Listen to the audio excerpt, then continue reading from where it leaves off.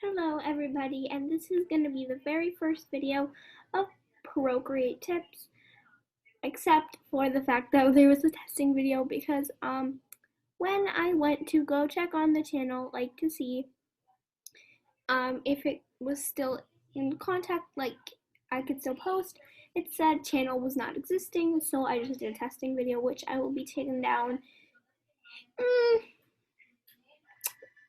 today. I'm guessing, yeah. So let's just get started with today's video, and I hope you enjoy the intro. It credits to the original owner. This was a template because I'm not very professional with the editing programs, but I do know how to edit. So let's get into this. I very much hope you enjoy.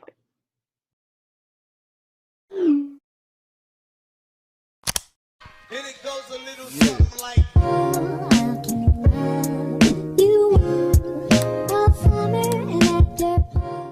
Alright, so today I'm going to be reviewing the best sketching brushes in Procreate. Now, these are just my opinions of the best brushes you should use that I mostly use. And they are not brushes that I got out of the web. These are brushes that are already installed in Procreate when you just start. Alright, so first of all, we're going to start off with the monoline brush.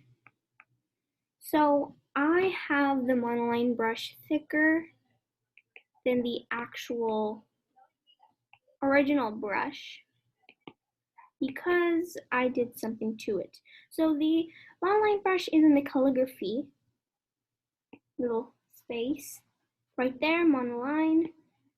As you can see, it's pretty thin, and I don't like when it's in thin brushes. So what I did is I duplicated the brush. Just give it a second. And then I clicked the brush, like I literally just clicked it 2 times. And then I pressed properties, maximum size, at least to 300.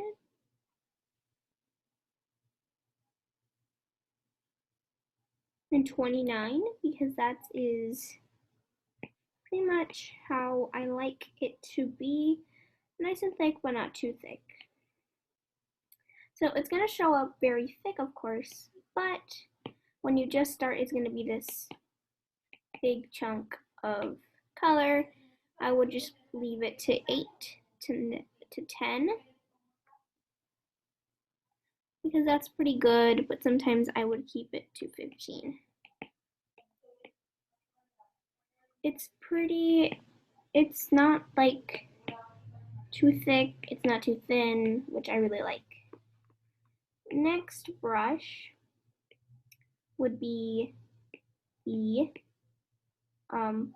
this one. It's in Spanish, so I can't really change it. So that brush is going to be in the painting section, and the very second one, I don't change this one. This is for like an eraser tool, which I really like. I have it all the way up for the eraser, and then sometimes I would just like blend colors in with this brush, like not the actual blend brush. But today we're just talking about the drawing brushes. And lastly, the syrup brush, which I don't really use, but I really like it. I would usually just do it for the thin. It's bloxy sometimes, but you know, I really like it. For example, if I'm making a landscape, I can just make these as birds because they really look like birds. And in further videos, I will be explaining how I move the picture. Actually, I'm going to explain that now. So pretty much you just got to click this button right here. Just click it, and then you can move around stuff. Now, with this brush, what you do is you can select any place in the canvas that the layer is on, of course. You can select that,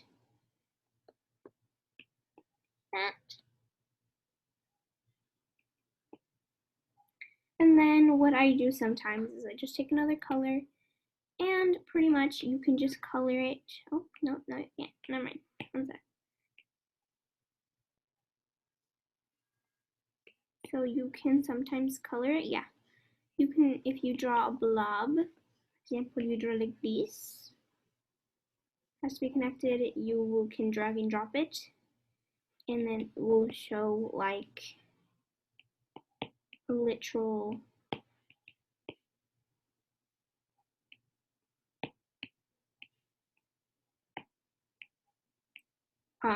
painting. But if you want to fill the rest of it in, you have to press the button again and then do that. So which I think I really like. I mean I really like.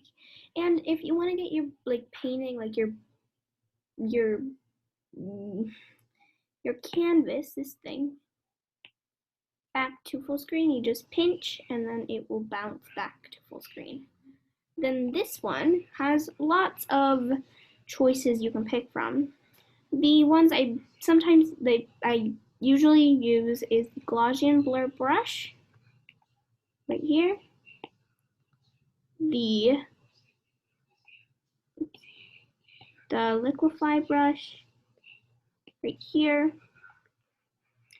that you can like liquify stuff, you can expand it, you can push it around, you can twirl. It's pretty crazy, if I don't say myself. And gradient map. If I take like a color, I click gradient map, and it will give me some choices I can choose from. And then if I want to make a new one, I don't really know how this one works, but you can literally take one color to a completely different color, which is really cool. And then color balance, again, we'll pick a different color. We'll take a different color. Color balance would be you can change the colors, for example, shadows, highlights, or whatever you want. It will completely take off, like change the color. And then use saturation, I can't read today, and brightness would be completely different. You just literally just change the colors if you want it lighter to the red, if you want it darker to the, well, not really, it's saturation. So brightness, oh my god, it's really bright. And darkness. This is originally a pink. Literally originally a pink and it turned to green. So it's pretty cool. And sometimes I would sharpen, but this is like for different things. And maybe I can add one more thing because we have enough time. For the mixing tools, this is quickly, easy airbrushing, I don't know. I would use the soft blend to mix different colors if I want to highlight, for example.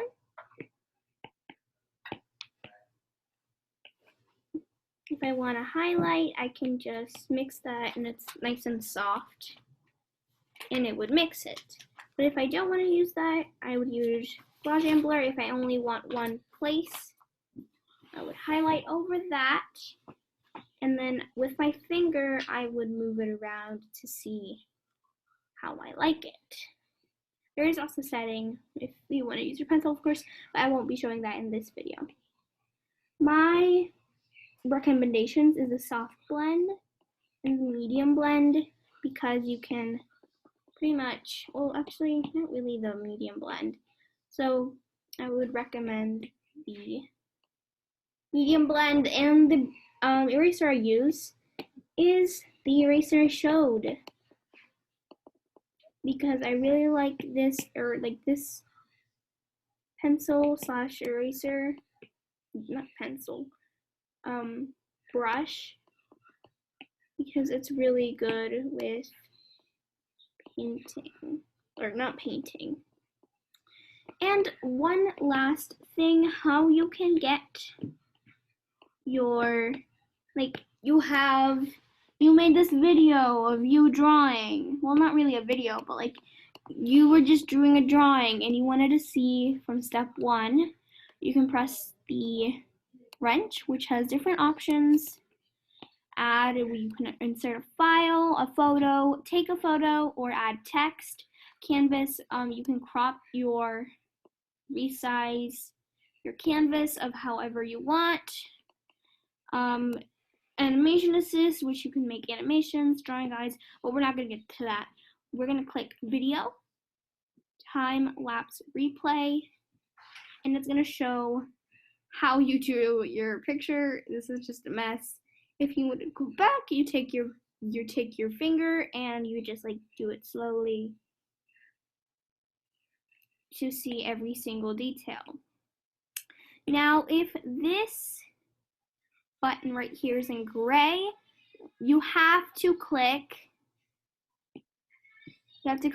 yes, because if you don't, then the thing won't record. Sorry about that. If that button is blue, you're perfectly good. You don't have to do anything. But if it's gray, then it won't show, it will not let you. And if you want to export your video, for example, you want to upload it on YouTube, you can do full length or only 30 seconds. But since I didn't do my video only for 30 seconds, if I'm correct, I'm going to do it full length and it's going to export. You can send it to people and it's going to show unsuccessful because it didn't let me, like I didn't do anything.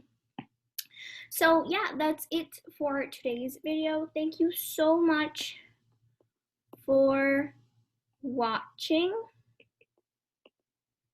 I will see you guys in the next one.